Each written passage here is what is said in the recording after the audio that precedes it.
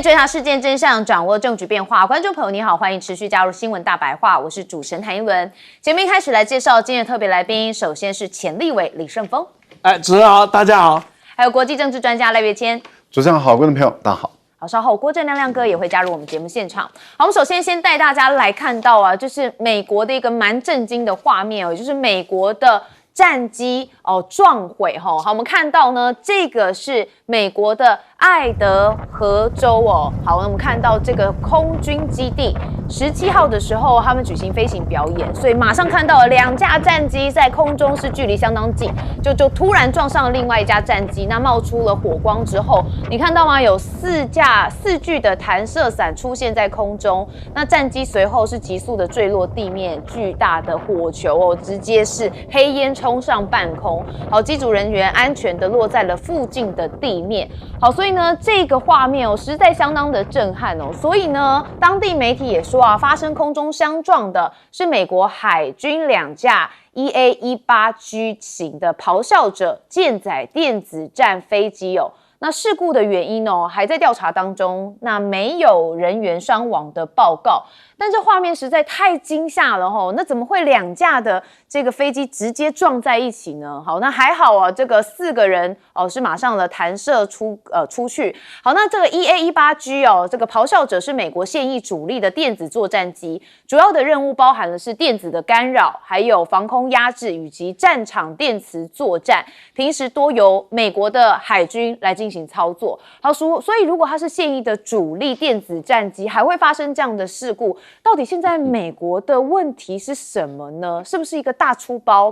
好，那中国呢最先进的093B 型的核潜舰呢，说现身在旅游海滩附近，说罕见的踪迹暴露了北京海底力量的转移。好，那当然就是要跟美国来进行对比嘛。你看中国大陆现在有一段罕见的影片也显示说分析人士认为这就是中国最新的093B 型的核动力攻击潜艇出现在了南海旅游的海滩附近，引发了关于北京迅速扩张水下能力声学隐身技术突破了以及南海军事态势的一个辩论。好，所以呢，你可以看到相关的画面也曝光了。那甚至在中国这边有解放军大家之前有特别提到了核舰。好，那这个核舰呢，是不是宣传是核舰？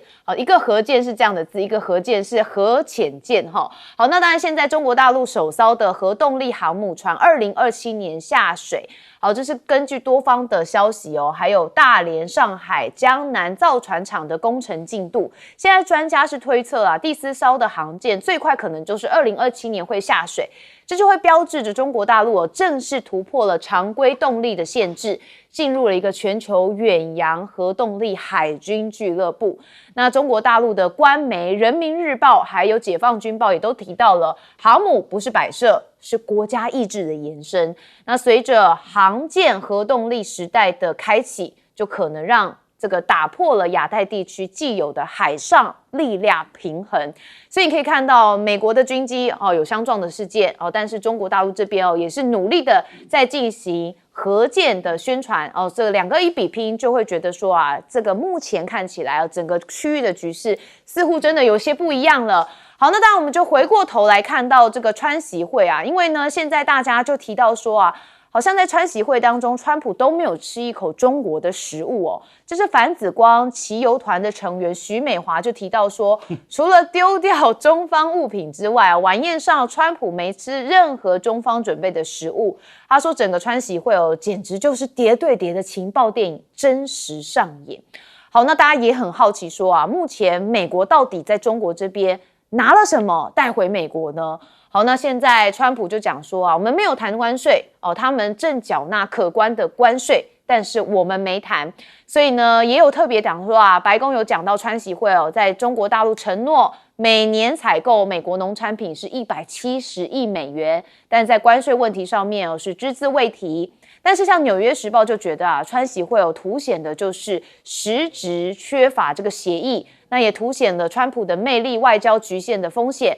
因为美国总统川普结束了中国行程，那尽管他不断的高调赞扬他跟习近平建立的私人情谊，但是纽约时报指出双方在中东还有贸易以及台湾等关键分歧上面几乎没有办法达成任何的实质协议。那这场峰会是缺乏实质内容，流于空谈。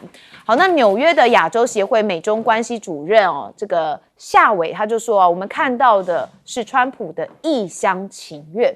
那目前呢，这个美国跟中国的这个会面之后，因为美国也带了这个企业家去，大家就会关注黄仁勋，因为他是最后才上飞机的。那黄仁勋到底去了去了中国之后拿回的什么？现在有人是觉得他随了川普去访华，结果没结果。所以呢，这辉达的市值一夕蒸发了1700亿美元。也就是为期2天的川习会在15号落幕，那相关的核心议题好像都没有取得实质的突破，所以这项利空其实呢就引发了市场的失望性卖压，导致辉达的股价从高档重挫超过40%。好，那辉达的市值一夕蒸发了1700亿美元，大概是5.3兆台币。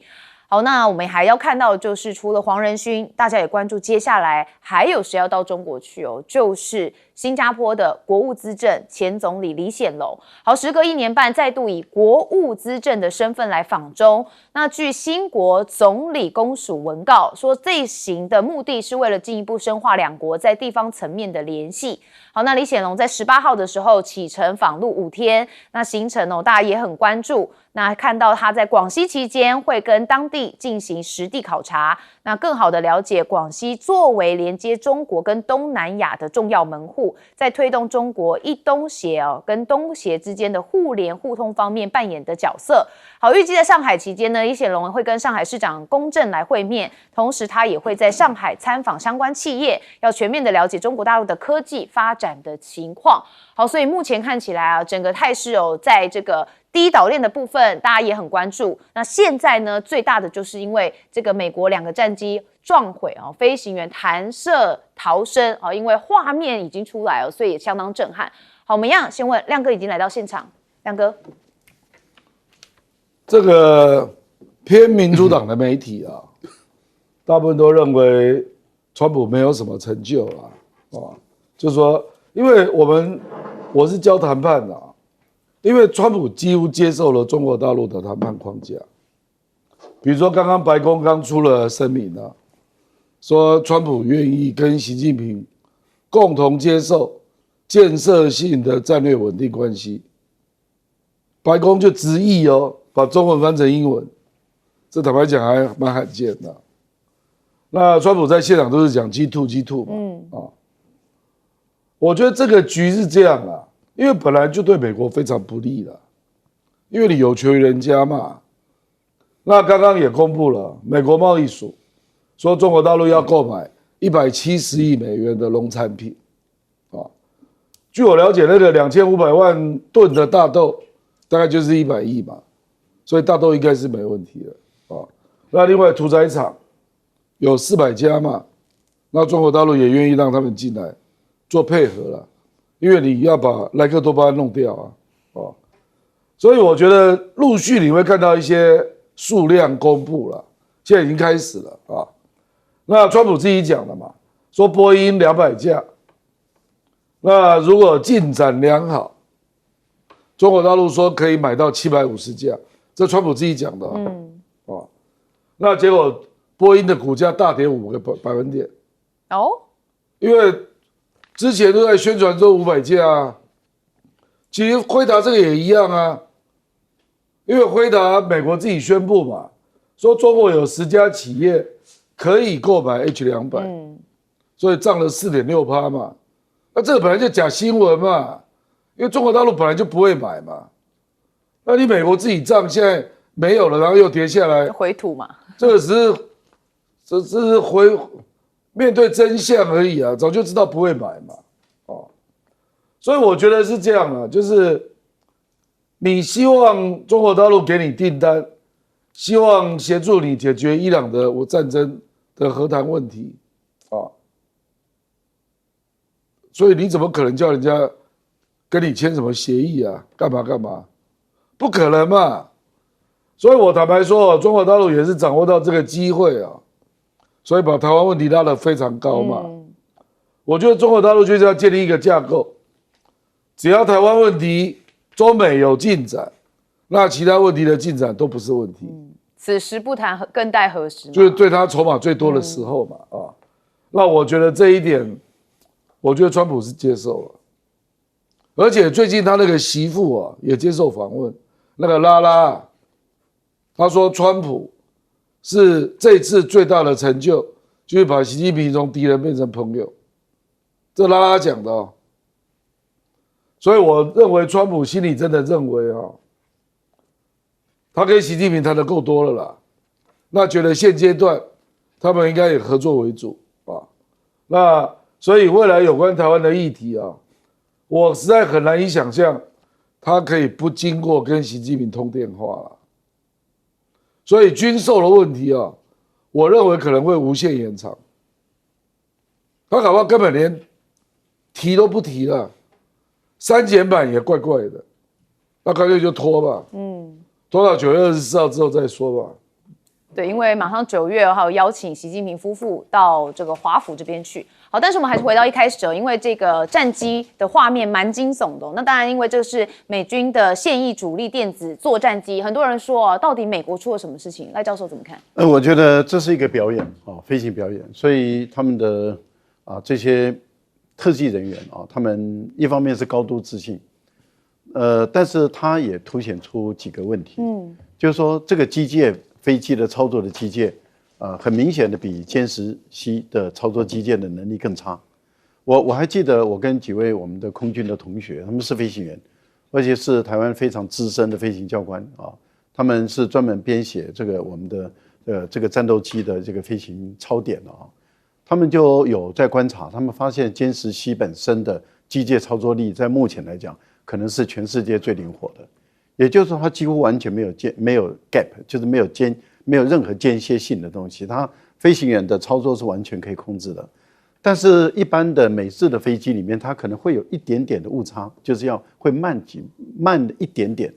那你想，当他们要做一种特技的表演，要贴得很近，因为过去在歼10C在做特技表演的时候，他们曾经多次的贴得非常的近，所以对于美国的飞行员来说，他们也想挑战中国的这个飞行技术，贴得很近，贴得很近。你想，如果说气流变化了然后它本身的飞机的这个机械性的反应比较慢一点，那你这个飞行员的操作就稍微出了一点问题的时候，你看就撞在一起了，就擦撞了。这一擦撞速度又那么的快，那当然就马上就出了问题，就马上失速了。还好这个自动的弹射器把这个4位的飞行员都马上弹出去，我们都在看到4位飞行员的跳伞都顺利回来，所以有发生意外，但是这代表飞机的性能在灵活度这个部分，中国大陆的歼10C为什么您看到巴基斯坦这次打得这么漂亮跟印度打得这么漂亮？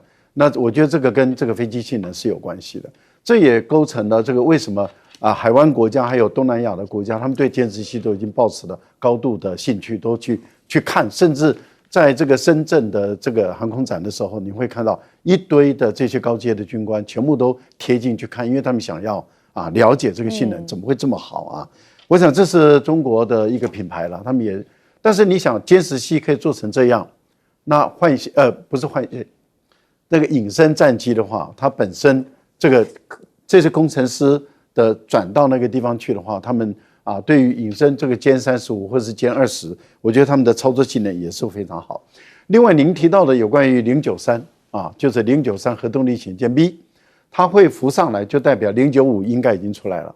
我的推断因为095一直是一个传说，它是攻击型的潜舰，那095它的吨位更大，它的作战力更强，它也都是核动力的。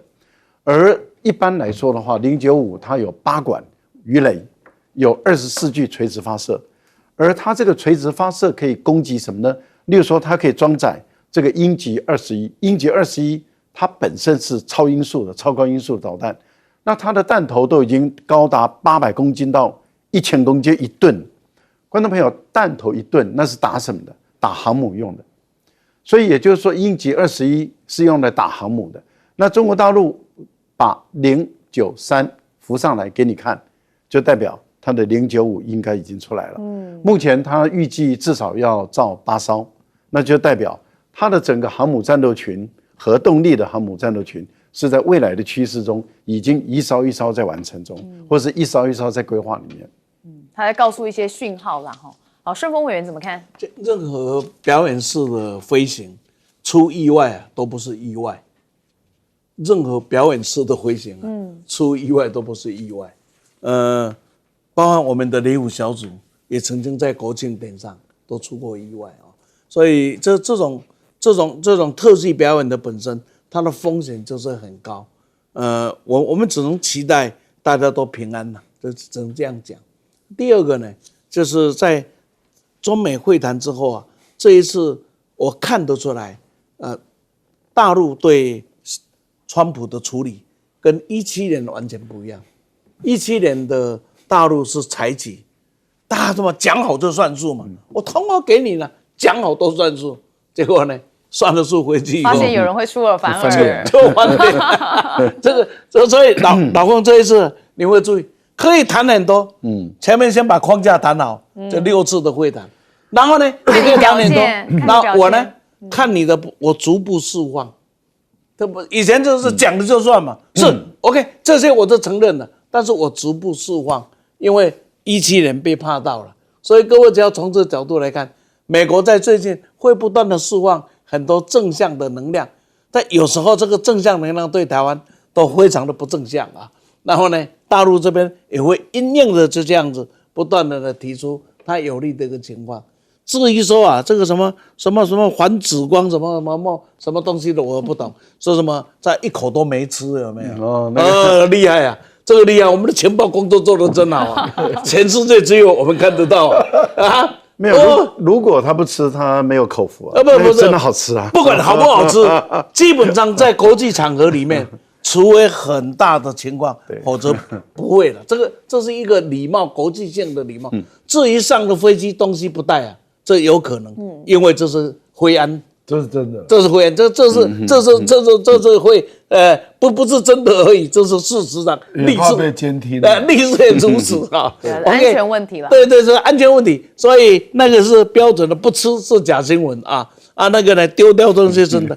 至于啊，这企业家跟着一起上了，大家说，哎呦去了要谈什么？不会谈什么，理由很简单，他们才有多少时间？扣掉所有的仪式行程。那私底下他们还有多少时间？基本上一个重点，上飞机的本身就是一种身份，上飞机的本身就是一种态度。以后他去谈什么事情，我是上空军1号的，这个才是一个焦点。将来谈判也好，谈字也好，这才是一个分量。应该从这个角度去看会比较好。最后一个呢，这个新加坡的关系、中新关系是要重开机了。要 reset 了，因为被黄cent才弄坏了，弄坏掉了，所以又重新再开机，不开机是麻烦的。所以李显龙去是要修复一下关系的啦，重开机。好，所以看一看这现在的局势哦，可能没有办法像报道讲的哦这样子，我们有一个要深入的去探寻到底在说些什么样讯号。好，我们休息一下，马上回来。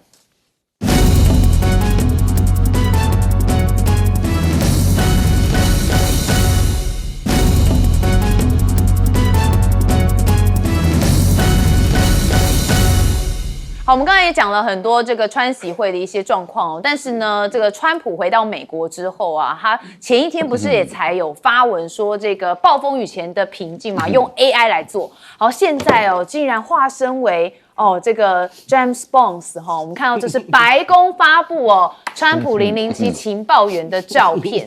好，那可以看到，就后面这个背影很明显就是川普嘛，他化身为虚构的情报员 James Bond 的风格图片，好搭配着本届政府的这个标志性口号，让美国再次伟大。好，很多观众可能会不知道说，为什么突然要用这个007情报的照片呢？主要是因为007他的新电影要海选演员呐，那当然白宫就趁着这一波来把这个川普变成 James Bond 好，那看到了川普有发文警告，那当然还是在讲伊朗的问题说如果伊朗不迅速行动，就会一无所有。他说对伊朗而言时间紧迫，你们最好赶快给我行动，否则你就会一无所有，刻不容缓。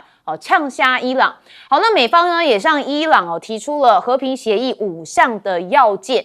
我们看到，就是伊朗的法尔斯通讯社所说的他报道说，美国有提出5项条件，分别为美国不会支付任何的赔偿金，好，还有伊朗必须将拥有的400公斤浓缩铀全数移交给美国，还有伊朗境内的核设施只能限制在单一组运作。好，还有美国所释放的伊朗冻结资产的比例将少于25%，以及暂停所有方面的敌对行动。那前提就是要重启谈判。好，看到了第一项、第二项就绝对不可能。这浓缩业务要交给美国，伊朗怎么可能呢？好，那当然现在整个美伊的谈判是陷入僵局，所以我们也看到了德黑兰也有特别的说我们已经准备好重新的面对战争了。好，这是伊朗的外长阿拉奇他说我们不会在压力下屈服，如果外交协商没有办法达成可接受的结果，伊朗就准备好要恢复跟美国直接军事冲突的准备。那伊朗过去数十年早已为了各种制裁跟冲突做准备了。好，有人认为伊朗也是这个花了40几年都在准备相关的因应那这一次呢，看到川普还是有警告伊朗说时间不多。那美国媒体是预料在19号可能会讨论这个军事行动的选项。美国媒体是根据了2名美国官员透露说，川普预计在19号在战情室跟高级国家安全团队要举行会议，那讨论的就是军事行动的选项。好，那目前看到美军确实也有在做一些准备，包含呢他们有双航舰坐镇，以工代防来反制伊朗的无人机。那也就是美国的中央司令部目前在海空以及地面部队有一些最新战力的部署看起来好像是进入到了临战的状态。好，我们就大家来深入分析，包含是海军双航舰坐镇。那目前呢，中东水域由林肯号还有最新接替的布希号双航舰打击群维持警戒。那配备最新型的 F-35C 的隐形战机跟数十艘的神盾级驱逐舰。好，那之前福特号也在但是因为福特号真的是服役太久了，所以它已经回航了。好，那空军呢，现在卡达的乌代德空军基地作为 B-2、B-52 战略轰炸机的调度中枢。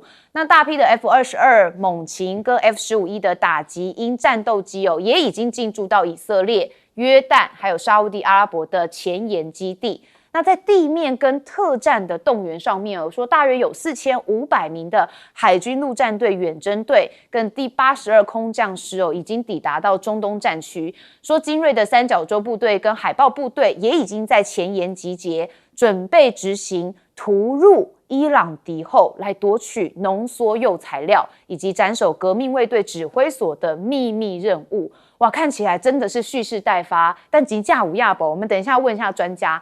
好，那但是美国的海军舰艇目前位在伊朗海岸附近，那一群航空母舰跟护航舰艇以半圆形都部署在阿拉伯半岛的周围。好，所以大家就觉得整个战争的讯号蛮强烈的。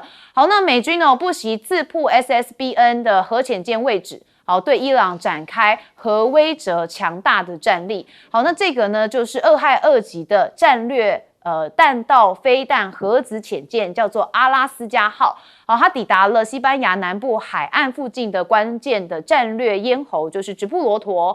好，那专家就说这次蛮反常的，是自我曝光行踪，就是有一个强烈的军事信号，那就代表说他们正在密切的筹划。可能最快在下周就会重启对伊朗的大铁锤行动，那军事的打击有一些高度的关联。好，最后我们来看伊朗的部分他现在呢依旧是批评美国还有以色列，说用谎言来为战争找借口。这是伊朗的外交部发言人说正是美国跟以色列的战争破坏了原本充满希望的外交进程，那并透过对伊朗发动无端的军事侵略，来故意向关键能源运输通道制造不安全因素。随后又反过来指责伊朗破坏稳定。那现在伊朗好像还有一个王牌就是海底电缆。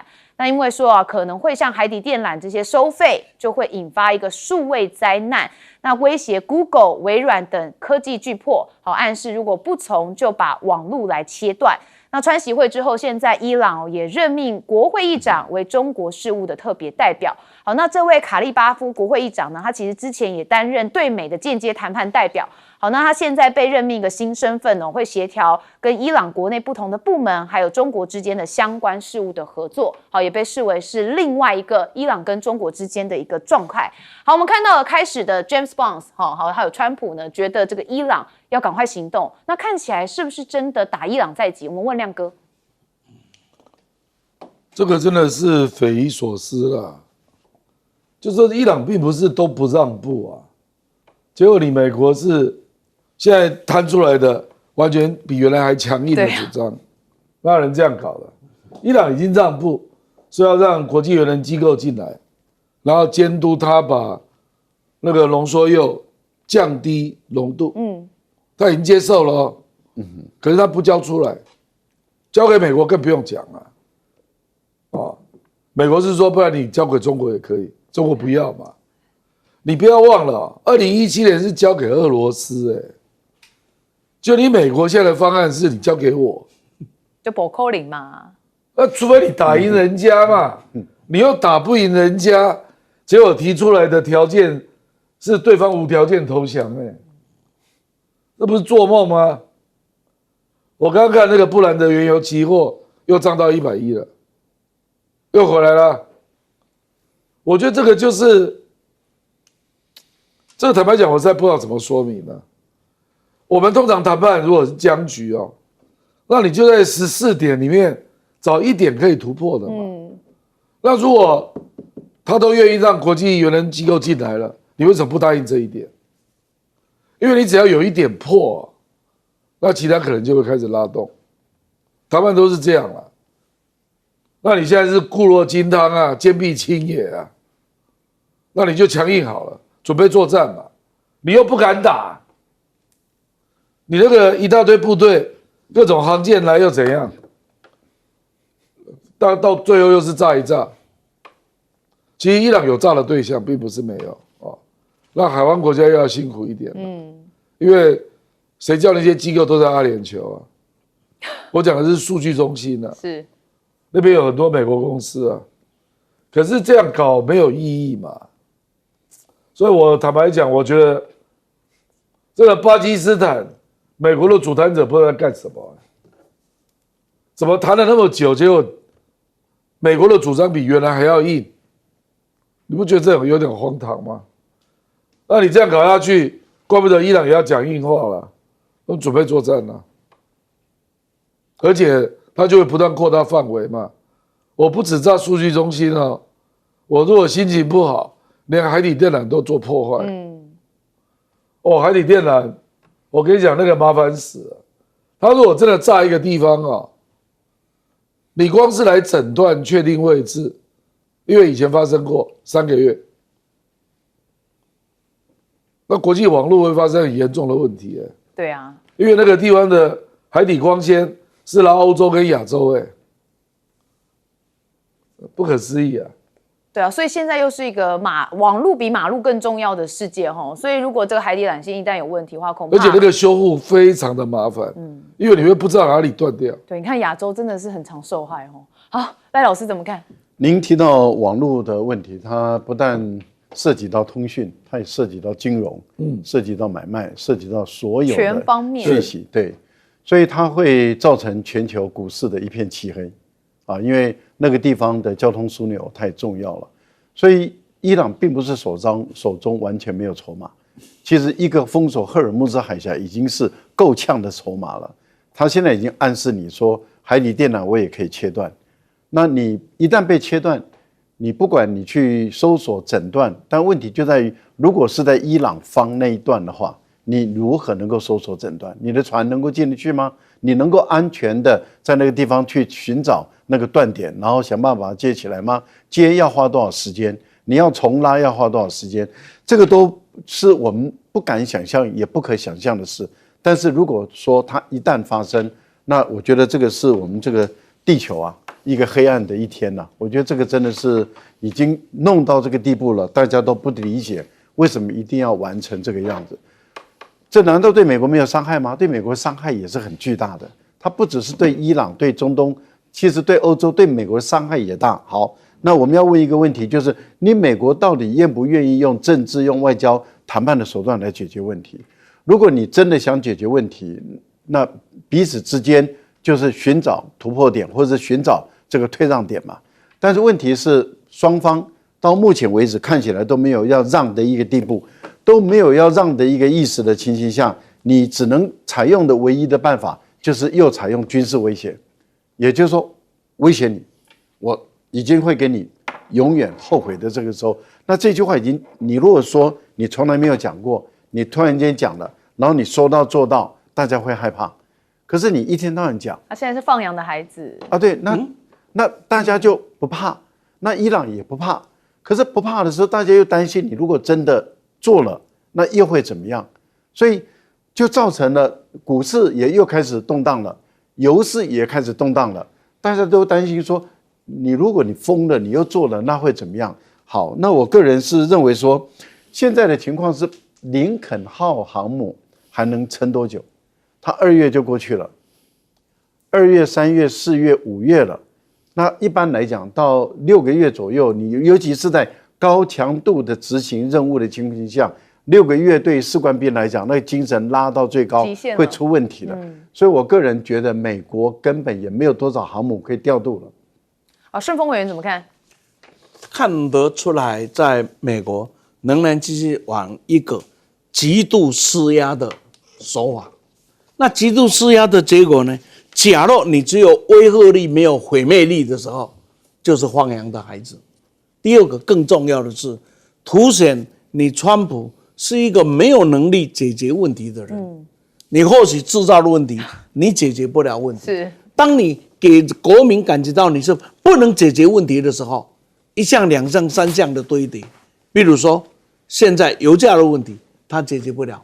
现在呢，整个的国债啊，这个30年期的那个利率飙高到5点多的时候，你解决不了。然后说所有你面对问题你都解决不了，你的无能开始被定义的时候啊，那你就垮掉了。那我们再来看看伊朗，伊朗目前的情况是一个顽强的抗美，他虽然顽强，事实上他活的时代也很痛苦的，但是呢，他已经从顽强的抗美当中，已经学会了一套被施压下的生存方法了。比如说，你给他制裁这么久，那我怎么活下去？我的民生用品怎么来？我每天的 income 怎么来？过去100块，那现在30块、20块，我能不能顺利的来？另外呢，我对这个海峡的封锁的结果有没有效？我封锁的能力能不能达得到？这一些等等都显示，它一个顽强的国家，它却能够生存下来了。而在生存下里面，当然有俄罗斯的资源，当然也有中国大陆的资源。那这两个共同撑住它的情况下，它是活得苦，但是它不会活得死。可是呢，你美国你会死的，因为你的10月中啊来了，那个时间的压力是够你呛的。所以有人就讲，今天中午有一个聚会啊，大家在讨论室的时候就谈，美国的总统是没有能力、没有领导力，这个大家已经确定。那问题是你用的人是谁呢？雷根最大的特点，你没有人认为他有多大的能力啊，但大家认为他是一个美国最成功的总统之一。那是你用的国务卿是什么样的条件？你用的作战部长，这一次作战部长赫克塞斯去了，好像没有他的存在一样。你有没有注意？本来还说很罕见，要干什么的，好像就问他，因为你真的没有能力上国际大场面去跟人家谈这一些很扎实的事情。那等点呢、还重要的是，美国的国家安全顾问好像没有了，不见了。就是卢比欧啊，不，这他是兼职他兼不见了嘛？他兼好多工作就不见了嘛。这个，所以这样的一个情景啊，最好美国真的不是见好就是说找个楼梯赶快下，否则他会很惨。国安会大量裁员。对，这个楼梯我们已经帮他搭了好几次了，他就是不肯下，好，我们也没办法。休息一下，马上回来。那个是。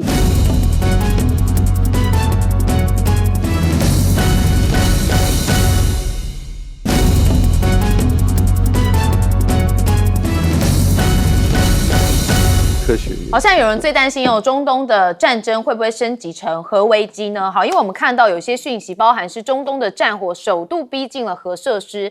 好，阿拉伯联合大公国在境内唯一的核电厂17号，好，你可以看到画面已经出来了，遭到3架的无人机袭击，其中1架击中电力设施，引发火灾。这是阿联核能设施首度在区域战争当中成为直接打击的目标。好，所以呢，现在美伊也释出了强硬的讯号，也就是说啊，这起攻击事件啊，说是伊朗的革命卫队对阿联酋近期空袭伊朗能源基础设施进行的报复行动。好，那伊朗的最高领袖军事顾问则说啊，武装部队手指已经扣在扳机上，军方做好了应战的准备。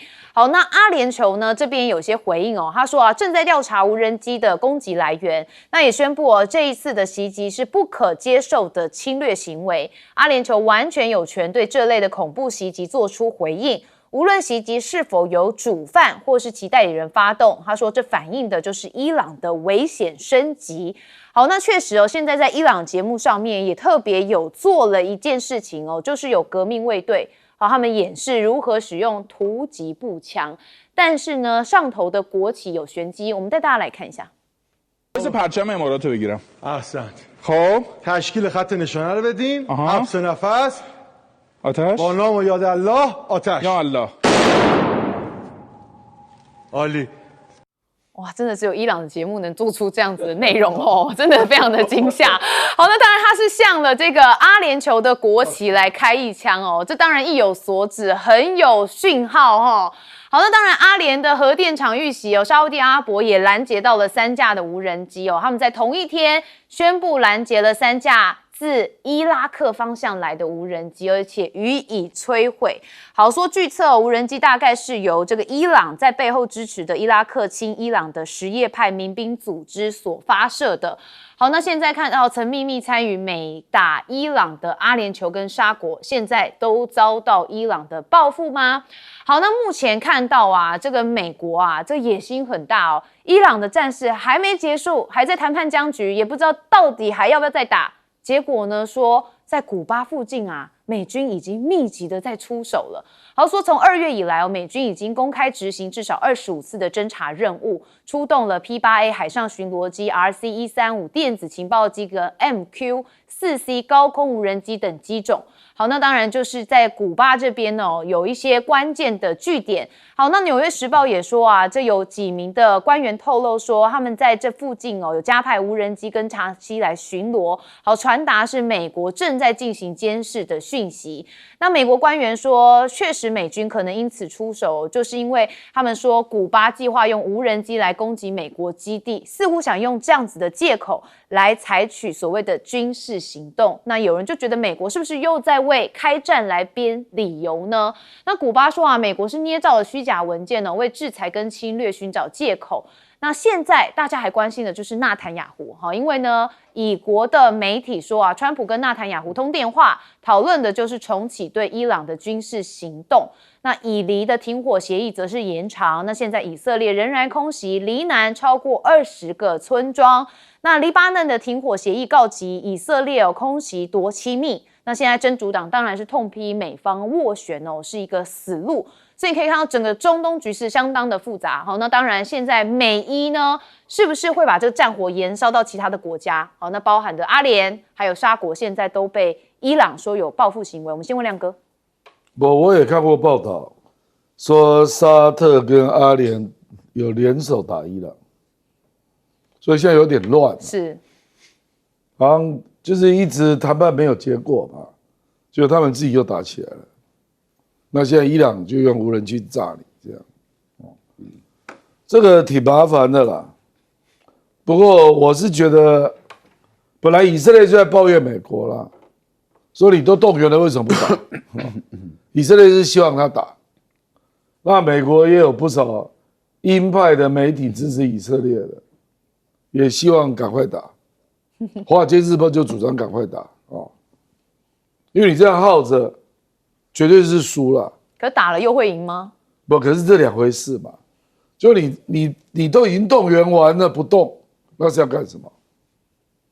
这个久了连军心都会浮动。对，古巴其实没有那么简单古巴并不是你有一个马杜罗你可以抓古巴它是一个政党它是革命政党在执政那选举不管他用什么方式选也许有镇压啦，干嘛？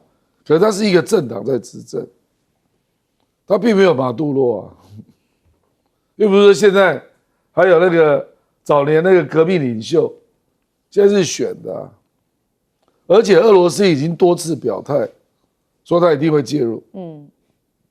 其实没有那么简单哦。我认为俄罗斯没有那么轻易就让美国把古巴干掉了。他经营多久了？俄罗斯大概经营了60几年了，1960年代就开始了。所以我认为俄罗斯在当地一定有非常多的军情人员等等搞不好也有很多军备也都在古巴所以，因为前一阵子我有看到报道说川普暂时考虑不打古巴，而且现在新闻又开始了。那这个就意味着他有很多东西是失控的。就你嘴巴这样讲，可是你的军方在准备嘛，那准备到一定的程度就浮上台面了。这个当然是川普自己的问题了因为你现在如果要解决因为我跟你讲，现在最近最麻烦的问题就是美债10年期的殖利率冲到4.5，上升到5.1了。那可能是30年期的。对，我跟你讲10年期到4.5太恐怖了。上一次对台股的冲击是跌30%。哇哦，所以你不要以为这个没事当然美股也会跌了因为你去想如果10年期就有4.5，我现在投资有降有跌嘛，那这个是固定的收益耶。我如果没有超过4.5%，我干嘛投资？我来买这个不就好了？所以我跟你讲，这个很麻烦所以其实美国股市也在紧张了，所以美国还要制造这么多新的变数吗？那要问川普但是呢，我们都觉得古巴不可能，当初也觉得伊朗不可能但是川普还是打了，对不对，赖教授？先谈一下阿联酋阿联酋卷入这场战火是阿联酋自己找的，他并不是说无端的被卷入。我们看到阿联酋它脱离了这个 OPEC Plus 那它等于是跟海湾国家的其他的阿拉伯的联盟尤其是以沙特阿拉伯为首的他们为敌了。那我们都知道，本来阿联酋跟沙特就不合，但是这个不合已经公开化了。而沙特所领导的这些国家，他们已经在跟伊朗谈互不侵犯条约，准备要签订了。那一旦签订完了以后，事实上阿联酋就孤立出来了那也就是说，阿联酋本身跟伊朗的战争，那就跟其他海湾国家没有关系了。我觉得这个是一个讯号。另外就是有太多的谣言也当然那是以色列故意放出来的，而阿联酋是否认的。那也就是以色列协助阿联酋，包括铁穹包括他的这个对伊朗的打仗等等。那这个阿联酋如果说他真的有装以色列的铁穹，大家都知道这种复杂的东西并不是你一般人马上仪器进来你就会操作，连我们一只手机新进来都不见得会，换了手机都不见得会操作。像我到现在还在适应那一只这个很难用的手机谁叫我的那一只华为坏了太久了，用了6年7年太久了。那换了以后，我到现在还是适应不良的一个阶段。这么简单的工作，对我老头子来讲都已经很困难了。可是当你不同的系统，而且它是很复杂的操作，那怎么可能？那一定是以色列的教官，甚至以色列士兵就在里面直接来操作。伊朗已经多次指控说，交战的初期，阿联酋就已经介入了跟伊朗的战争。他一直在指控这一点。刚开始大家都以为就美国跟以色列跟伊朗对打，那伊朗一直在说阿联酋有涉入所以他才为了攻击阿联酋，而只是因为阿联酋涉入。那阿联酋他认为说，你在打以色列打的炮弹比打我还多，你打我打了2000多枚，打以色列才1000多枚，那你这凭什么可以这样做？好，不管如何，我们看到阿联酋的这一系列的举措，他好像跟海湾国家走得越远，他跟美国跟以色列走得越近。那走得越近的话，那对于伊朗来讲，把整个战争用在你这个阿联酋身上，那你说阿联酋该怎么办？我觉得这个对于是那个阿联酋本身不是一件好事。古巴的问题古巴的问题，我倒觉得，坦白说，风险是越来越高。俄国能不能容忍？但是俄国不能容忍，俄国有没有什么手段来处理？我觉得这个也考验普丁的问题了。普丁现在的首都莫斯科都被炸了啊。那他的俄乌战争到目前为止打了4年多了，比1战还长，快要破2战的记录了啊，搞不好搞到最后8年抗战了啊。那他是一个攻击方，搞8年抗战，这不是好事情啊。所以我个人觉得，古巴的危机啊，很有可能是川普如果能够再一度的复制委内瑞拉的话，说不定就把焦点转移到这边来了。是，好，风险高啊。顺丰委员怎么看？俄罗斯在今年阅兵的时候，坦克车没有出现，灰弹没有出现，为什么？因为怕伊朗怕乌克兰用无人机去攻击，这个像老大吗？这个像老大吗？实在是，他基本上俄罗斯本身因为过去所累积出来，还有蛮强大的科技发展的潜力，它的生产力条件都还是可以的。可是这么样的一个国家要举办阅兵典礼的时候啊，既然坦克车不要出现，导弹不出现，不敢出现了。为什么？因为怕乌克，好像我都快讲不下去了，怎么会有这样？所以等下他要记住+1哦，那个1真的要好好努力了，那差很远啊。